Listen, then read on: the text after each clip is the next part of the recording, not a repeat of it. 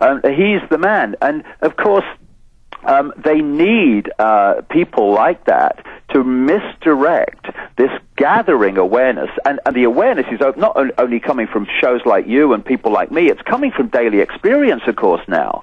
And they need to find a way of directing it away from seeing the real massive connections that show this is a global, not a national issue. So that's why I'm standing to get this information across. By the way, Alex, he stood and said, I want a debate on Big Brother. That's why I'm doing it. He has absolutely point-blank refused to debate with me, a fellow candidate in this election.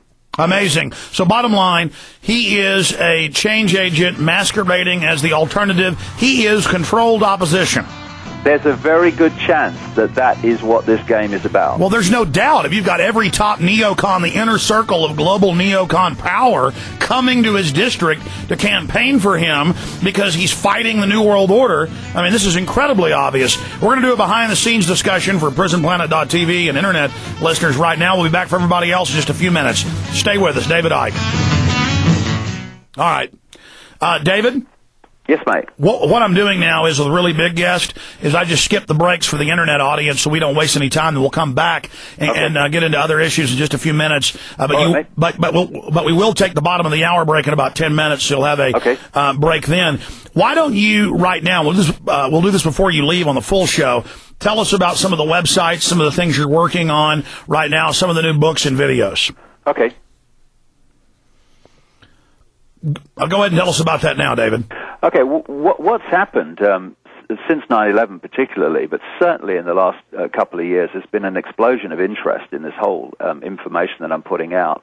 And when I've finished with this election, I'm going to speak in Croatia, in Romania, in Italy. Then I'm coming to America to speak in Santa Clara the last weekend in September. I've got a DVD coming out, 7 hours of what I did to 2,500 people in London at the Brixton Academy a few weeks ago. There's another interesting video coming out, 2 hours for people who are new to this, which is a presentation I did to the Oxford Union about 6 weeks ago at Oxford University. And it's interesting when you're talking to closed minds as opposed to open minds, how people have supposedly top intellect at one of the leading universities in the world. Honestly, they're babes in arms. They're babes in arms when it comes to the world as it really is.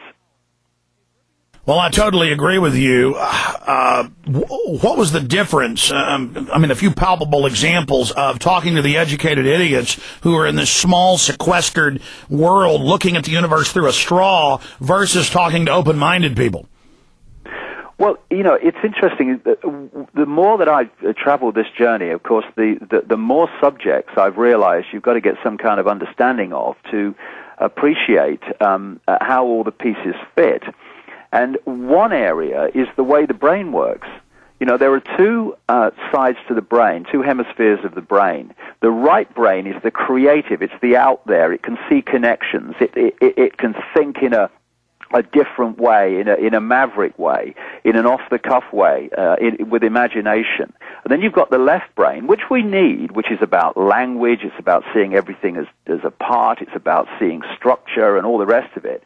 And of course, when you analyze the system of what we bravely call education, it creates left brain prisoners. To progress within the system, you have to go to school. You have to take information into the left brain overwhelmingly because it's all about mathematics and language. That's the German-Prussian model of 200 years ago. The modern education model based on that was about keeping you only in the left brain, where it's basically regurgitation. Yes, exactly. And so if you analyze the system, you go through school, and if you're very good at taking in left brain information, holding it, and then regurgitating it out on an exam paper, then you progress into university and what have you, and you do the same again at a higher level. You then choose your specialization, medicine, science, whatever, and you do the same again at a higher level in your specialization. And you're like specialized insects who are sequestered perfect to be inserted into the Illuminati compartmentalized pyramid, whereas you have the artist, free-thinking, truly creative mind, which has always been the enemy of the New World Order. Right. And if you look at, therefore, that the system and the way it brings its people to the top of its various pyramids to run its institutions, they are people who have been very, very good at taking in left brain information and regurgitating it out on an exam paper. Boy, folks listening on Infowars.com and watching on PrisonPlanet.tv just heard David totally switch into left-right brain science. Restate that without me interrupting, David. Break down the left-right, and I've read the research. You're absolutely accurate in what you're saying.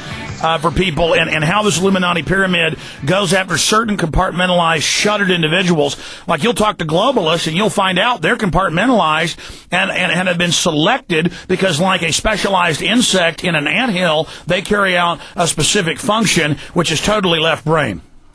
Yeah, once I began to understand how the brain worked, society started to make real sense to me. Because we have two hemispheres of the brain. There's the right brain, which is the creative, it's the out there, it's the maverick, it's the free thinking.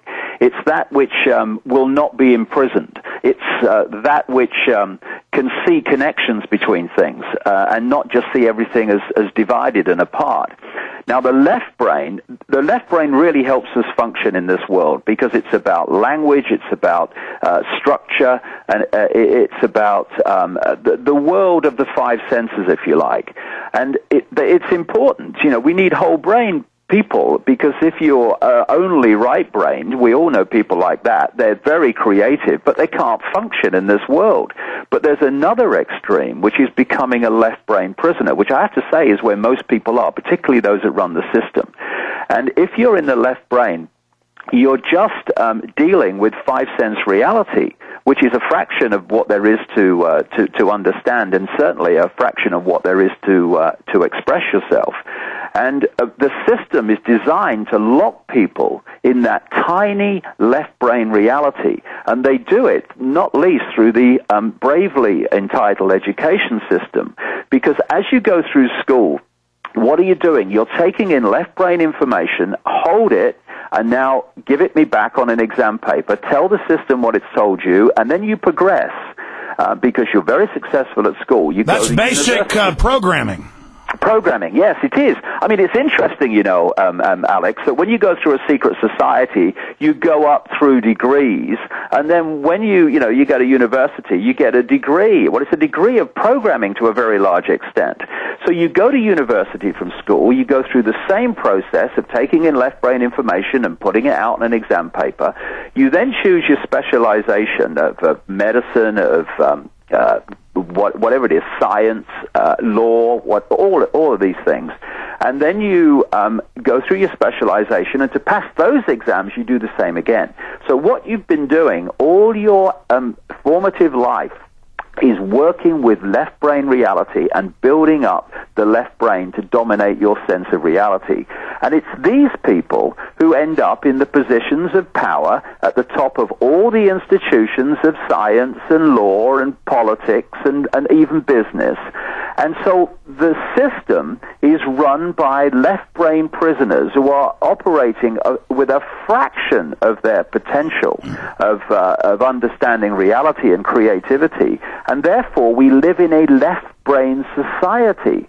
And it's interesting. Again, you know, when you understand these things, you start to see the significance of apparently things that are not connected. The British government, a few months ago, announced that it was going to introduce 500 tests, intellectual-type tests, for preschool children. And the teachers were saying, hold on a minute, when are the kids going to have time to play? They don't want them to play, because play is an ad-lib, imaginative right brain thing. Here in the U.S., I don't know about England, they have banned dodgeball, then it was play, then it was tag. Now they're just getting rid of recess, and again, they want to keep you in that left brain, as the Prussians discovered over 100 years ago. Their own documents, as you know, David, I'm sure you've seen them, say that they don't ever want you to relax or have time to think or daydream or have a philosophic. It's all just machines compartmentalizing the mind with the 7 periods.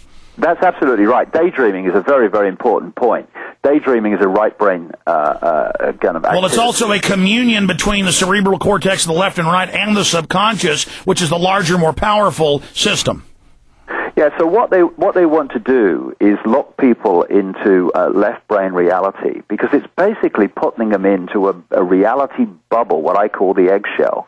And when I went to Oxford University, of course, if you're very, very good at this left brain, give it me and I'll give it you back on an exam paper, you are considered in this left brain bewildered world to be a kind of intellectual genius. These are the people who are professors at universities who are teaching the next generation.